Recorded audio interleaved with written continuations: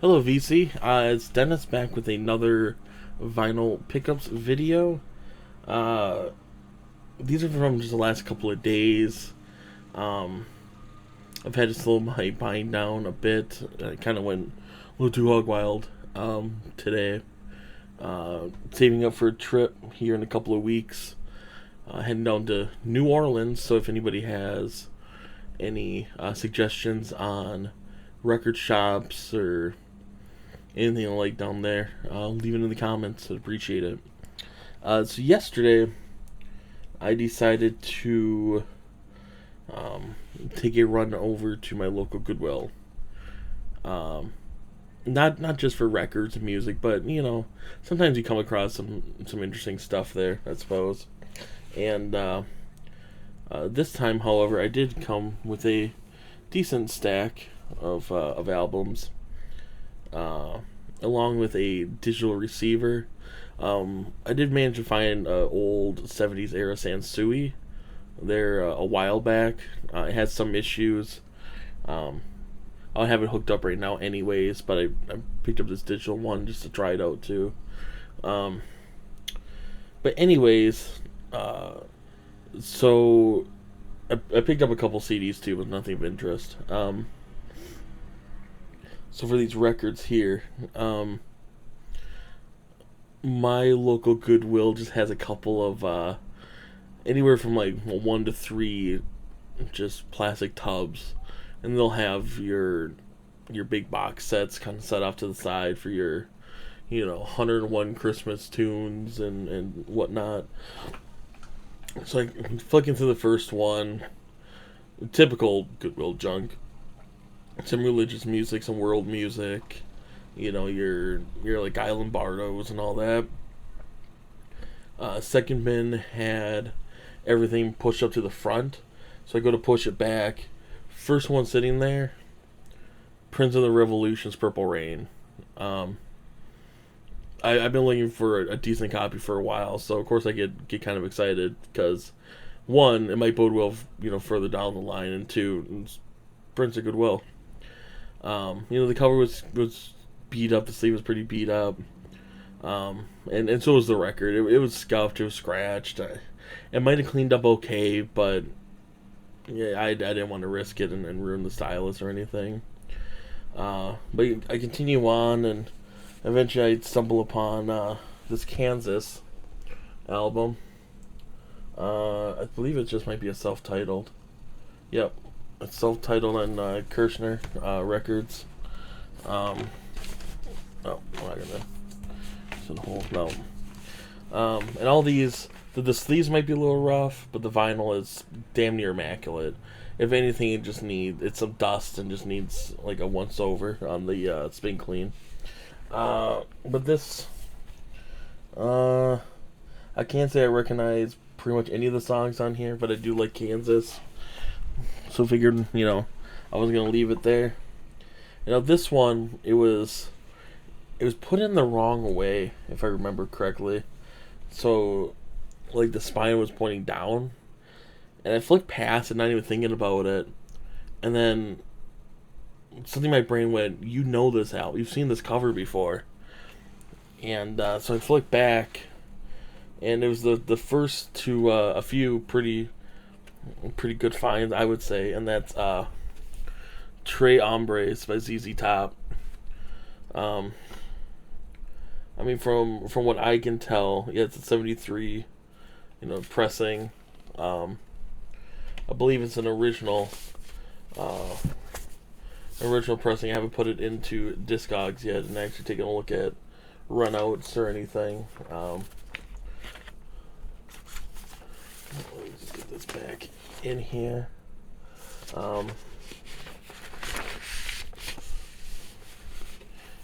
But it has the gatefold, and I've seen this thing on a number of other VC videos, and so I was pretty excited when I saw that. Like I said, something just went off in my brain. Well, you recognize this, like that, just kind of plain Jane cover thing, and really ZZ Top made that. Well, it wasn't the only ZZ Top album I found. I also found ZZ Top's Tejas. Um, Also from '76, it looks like. This says it's on London, but I think it's actually, yeah, all these top loading deals. I think it's also a WB release though. I could be wrong. Nope, actually it's on your custom center labels. Slips right into the top. Again, you have your. It's actually kind of a trifold, quadfold. I have no idea. It was really annoying. Has members of the band. Yeah, made in New York. Now, imagine my surprise, right? I pick this one up, and I go to take a look through it, and there's another album pretty much staring directly at me behind it. King Crimson and the Court of the Crimson King. If it's not an original press, it's certainly an early repop. At first glance, it doesn't look like it's one of the club editions. It could be, but it's not your normal green and red Atlantic label.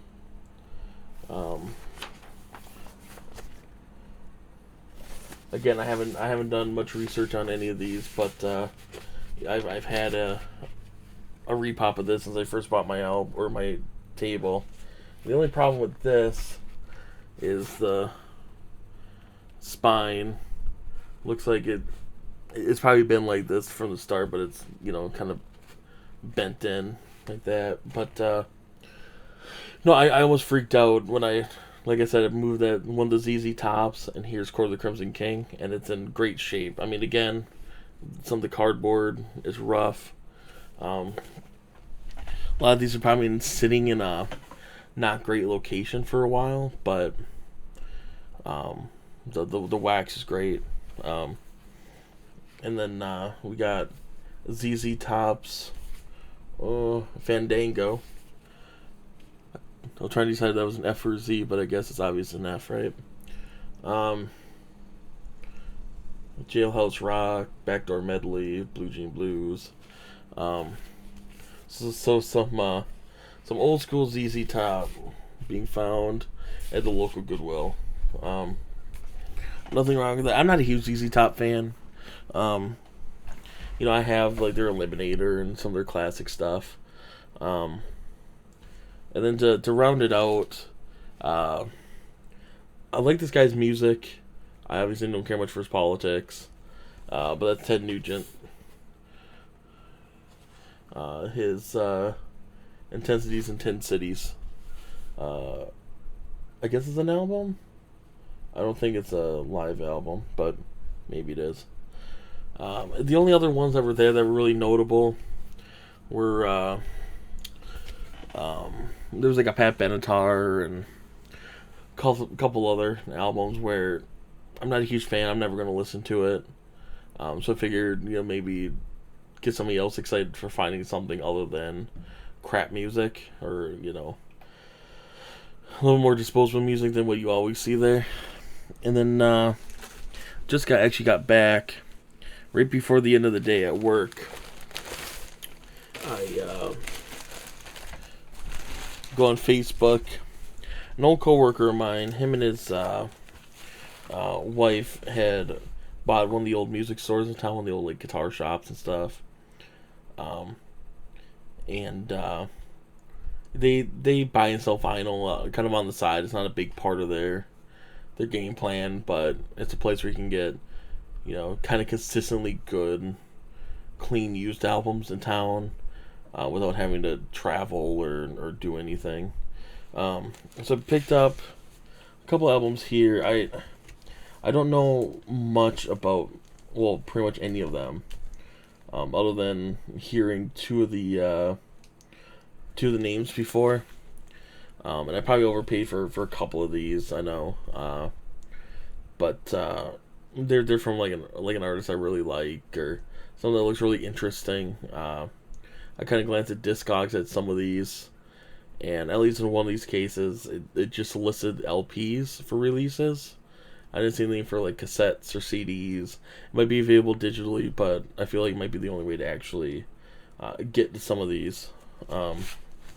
So first up, saw this. It's from band, and the album name is the same, called Erastus. Try to get rid of some of the glare there. It's a two LP set, and there's a gatefold. I don't really feel like taking it out. On was it GRT Records? Let me little bit of a different label.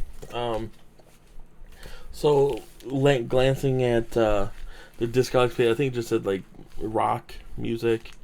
I don't know. It had songs on it like it's two live sets. One was recorded in Milwaukee, Wisconsin. One was recorded out in Wauwatosa, Wisconsin. But you have Black Cat, Texas the Bells medley, Walking in the Park, a Wizard of Oz melody, Farmer Joe I-75 riff. I mean, nothing really stood out to me other than like on the cover you have obviously like a saxophone player and some horns, Barry sax player, and then on the back, it lists the members of the band. Nobody I've really heard of, but you know it has like lead vocalist and baritone saxophone and tenor saxophone and alto and tenor and stuff like that. You know, being a sax player myself, that really interests me when you see stuff like that, and the fact that both these sets were recorded down in kind of like southern Wisconsin makes me think they're. I hesitate to say local because I'm in the UP, but you know, I don't know. I don't know what I'm trying to say, I guess. Yeah, let's get to this one. Next up is it's from Polydor, just called Van Ronk, by an artist named Dave Van Ronk. And this looks to be mostly like some sort of a covers album. I don't know if that's what he's mostly known for. These were recorded from the end of December 1970 to May of 71. But you have songs like from Leonard Cohen's Bird on a Wire. Let's see here. Joni Mitchell's Urge for Going. I Think It's Gonna Rain Today by Randy Newman. The Gaslight Rag. Looks like that's an original from Van Ronk. Legend of the Dead Soldier. And I don't know. It certainly just caught my eye. I've never heard of it. And again, I'm a sucker for covers and whatnot. This is one I certainly think I overpaid a bit for. But it's with Love and Kisses from Tiny Tim, Concert in Fairyland. The sticker up there, I paid like $22.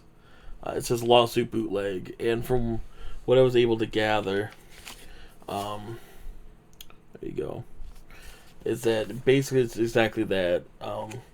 This label, Banquet, had produced a there's the label for you.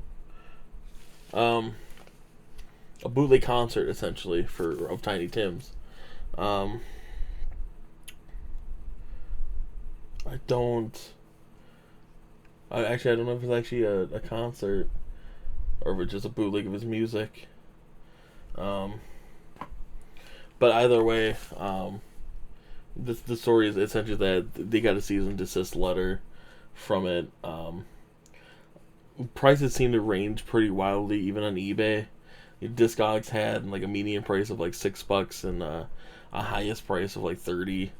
Um, so I figured even like if I were to buy it online, you pay $10, you're paying $5 in shipping. A few bucks more, give it to a local guy, and yeah, I'm excited to listen to that.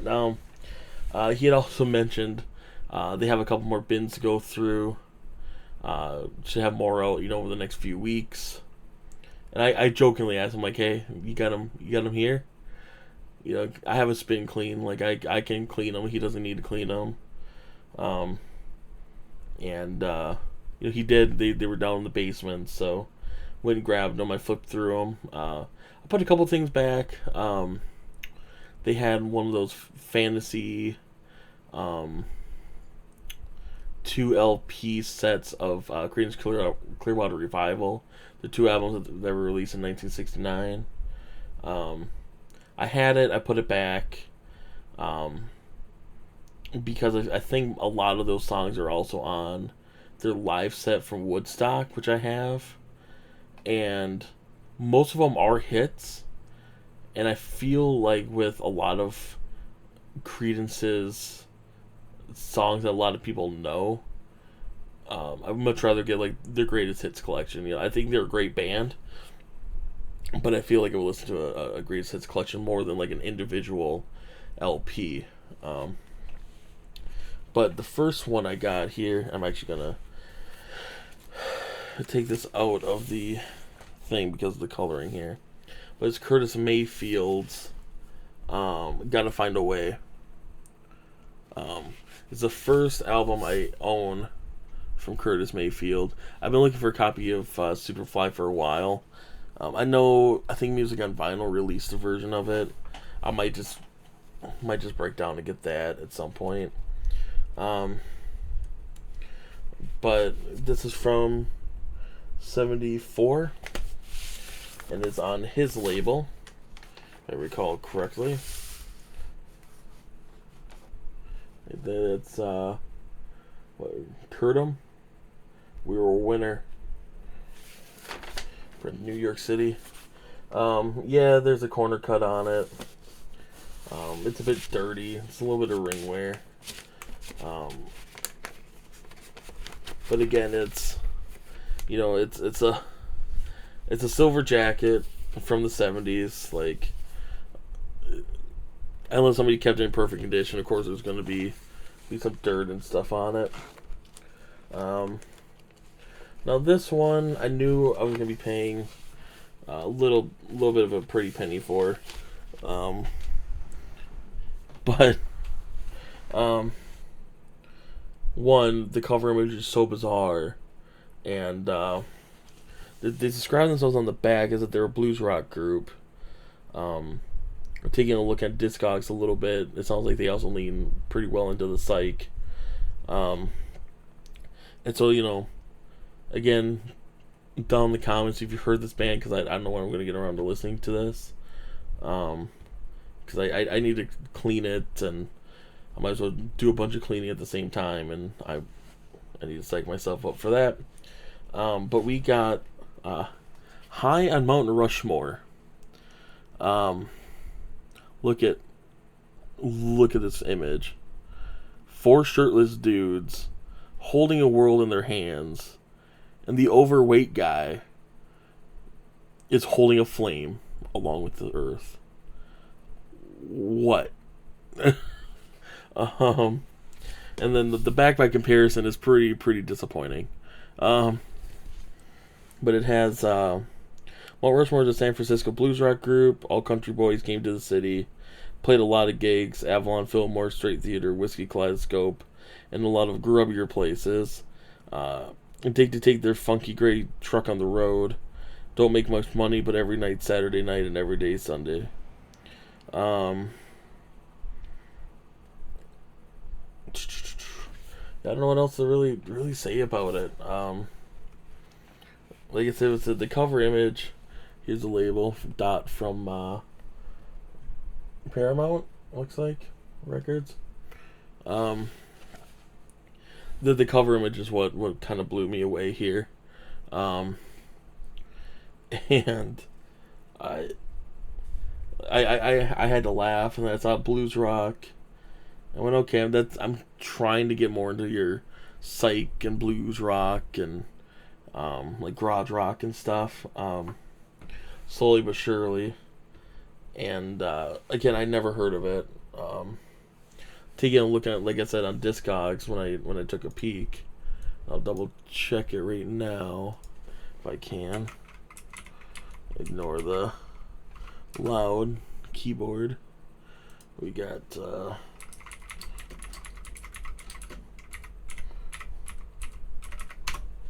I am Mount Rushmore. Bring that back over here.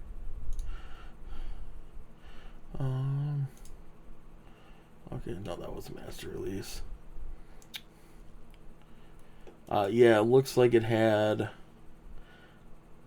a bunch of releases here and in Canada throughout 1968.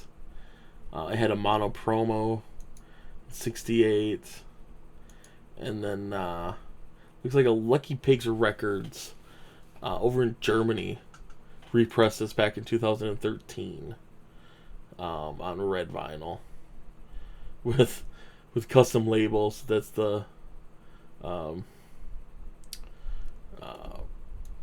for the center labels there. It's the cover image as their center label. Kind of want that now too. Anyways, that's pretty much all that I got. I mean, I got my Follow Me Please shipment in too. That was the UFO album there. I can't remember who the artist was. So thank you very much for tuning in again. I hope you found these finds, especially the Goodwill ones, as exciting as I did. I know people talk about them a lot, but you know, like the guy at the shop said today, whoever must have been picking through those albums over the years must have stopped. Or the fact that so much stereo equipment's been showing up. You know, maybe somebody passed away and the record collection ended up in those bins. Either way, I think it'll